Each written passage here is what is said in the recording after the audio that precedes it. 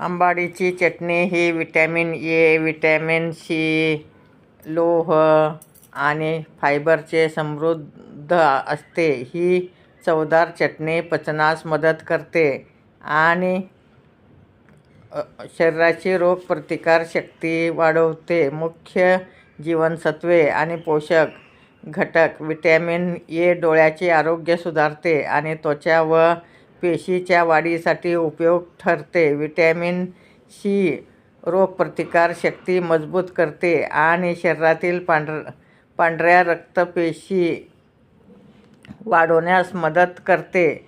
लोह शरीरात रक्ताची कमतरता अॅनिमिया होऊ देत नाही व रक्तातील हिमोग्लोबिन वाढवते. फायबर व मॅग्नेशियम पोट साफ ठेवण्यास आणि बद्धकोष्ठतेचा त्रास दूर करण्यास मदत करते. आरोग्यासाठी फायदे. पचनक्रिया सुधारते. आंबाडीची चव आंबट तिखट असल्याने भूक वाढते आणि अन्न पचायला हलके असते. रक्तदाब नियंत्रित ठेवते. आंबाडीमधील पोषक घटक उच्च रक्तदाब नियंत्रणात ठेवण्यास सहाय्य करतात. आंबाड्याची चटणी बनवण्यासाठी पारंपरिक रेसिपी आहे.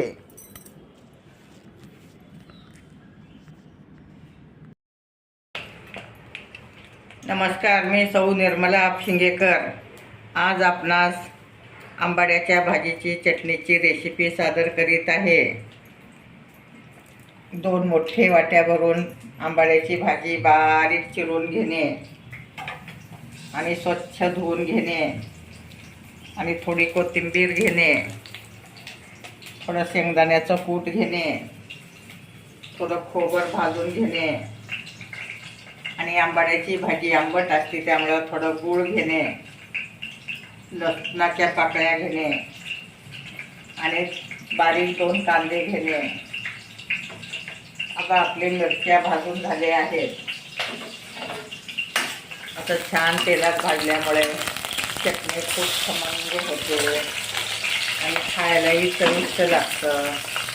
त्यातच मी लसूण घालत आहे. लसूण पण तळून घेणे आणि ते आबडधोबड बत्त्यात वाटून घेणे. आधी मी खोबर वाटत आहे. खोबरसुद्धा थोडं वाटून घालणे, मग छान चव येते. बारीक करून घातल्यामुळे त्याला छान चव येते. अशा टाईपमध्ये तुम्ही बत्त्यात वाटून घेऊ शकता. अगदी आबडधोबड वाटलं तरी चालेल. हे कोरडं असल्यामुळे वरच वाटत आहे. आता हे काढून मिरच्या आणि लसूण सुद्धा ठेचून घेणे.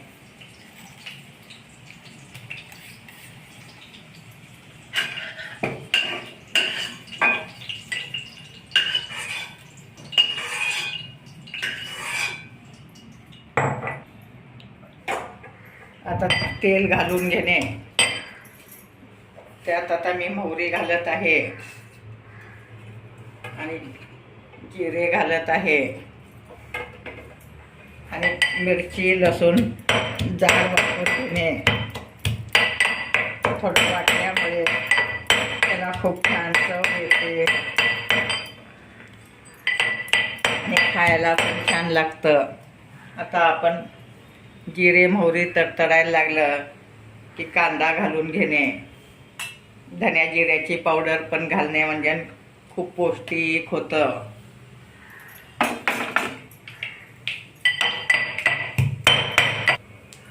आता कांदा घालणे. कांदा घातल्यामुळे आंबाडीच्या भाजीचा आंबटपणा कमी होतं आणि खायला चविष्ट लागतं. कांदा छान परतून घेणे. अगदी सोनेरी कलर येजेपर्यंत परतणे म्हणजे चटणी आंबट लागणार नाही तुम्हाला.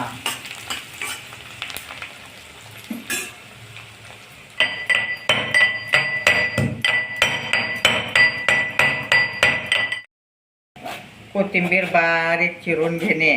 कोथिंबीर घातल्यामुळे त्याला खूप छान चव येते आणि खमंग चटणी होऊ शकते. आता तुम्ही पाहू शकता कोथिंबीर चिरून झाली आहे. आता आपला कांदा पण सोनेरी कलरवर आला आहे. तर छान परतून घेणे.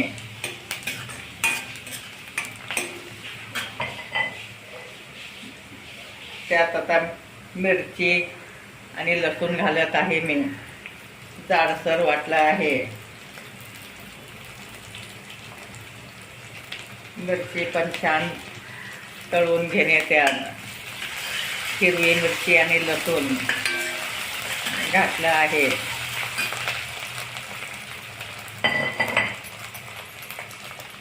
आता आपली आंबाडी घालत आहे. स्वच्छ धुवून बारीक चिरून घेतलं आहे. त्यातच कोथिंबीर घालणे आणि छान परतून घेणे.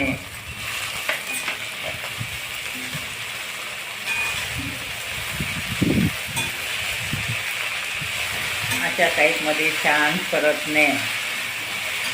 त्यात थोडं मीठ घालणे.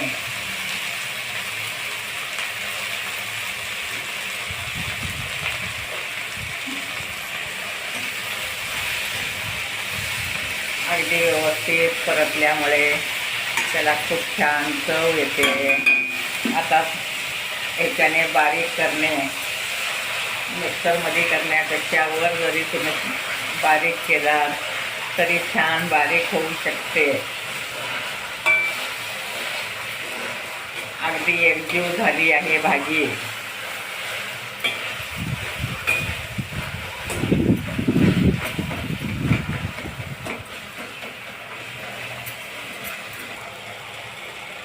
आता हळद घालत आहे मी. पावभाजीच्या यंत्राने छान बारीक झाली आहे. आता आपण ह्याच्यात शेंगदाण्याचं कूट, खोबर, धन्या जिऱ्याची पावडर, गूळ. आंबट असल्यामुळे गूळ घातलं पाहिजेत, म्हणजे आंबटपणा लागत नाही. आता सगळं एकत्र परतून घेणे. ही चटणी भाकरीबरोबर, चपातीबरोबर खूप छान लागते आणि खायला तर खूपच चविष्ट असते. आता आपली आंबाड्याची चटणी तयार झाली आहे. कांदा घातल्यामुळे त्याला आंबटपणा येत नाही. छान परतल्यामुळे खूप खमंग चटणी झाली आहे. तुम्ही पाहू शकता. झटपट होणारी रेसिपी आहे. आता गॅस बंद करणे.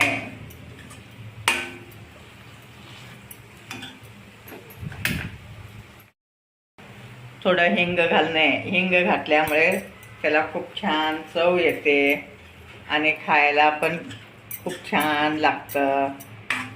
आता हिंग घालून झालं आहे. तेलात घातलं की करपतं म्हणून मी नंतर घातले. अशा टाईपमध्ये तुम्ही चटणी करू शकता. गरमागरम भाकरीबरोबर खाऊ शकता. आता आपली आंबाड्याची चटणी तयार आहे. गरमागरम भाकरीबरोबर, चपातीबरोबर खाऊ शकता तुम्ही. माझे व्हिडिओ लाईक, शेअर, सबस्क्राईब करा आणि गरमागरम चटणी डब्यात नेऊ शकता तुम्ही. घरी खाऊ शकता. अगदी खूप पौष्टिक झाली आहे.